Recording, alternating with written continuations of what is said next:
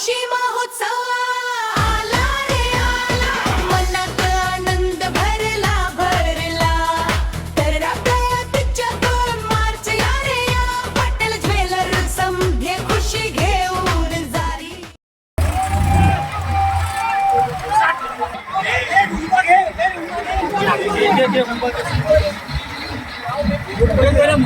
बघू ते काय नक्की सीन आहे तो मला जायला लागेल.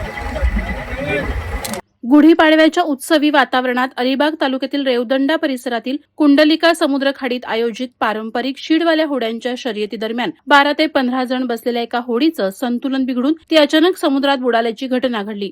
आग्राव दर्या तरण मित्र मंडळाच्या वतीनं या शर्यतीचं आयोजन करण्यात आलं होतं. पंचक्रोशीतील कोळी बांधव मोठ्या उत्साहात या पारंपरिक स्पर्धेत सहभागी झाले होते.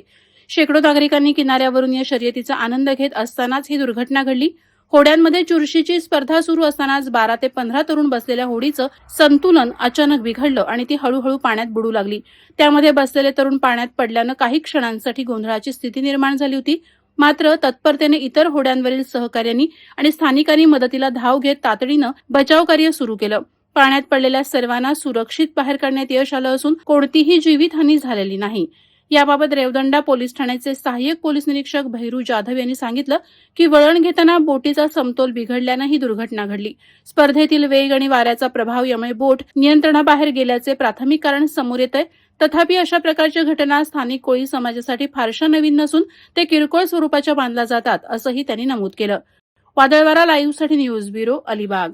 नवी मुंबई व रायगड जिल्ह्यातील ताज्या बातम्या आणि घडामोडींसाठी सबस्क्राईब करा वादळवारा लाईव्ह चॅनल आणि दाबा बेल आयकॉन.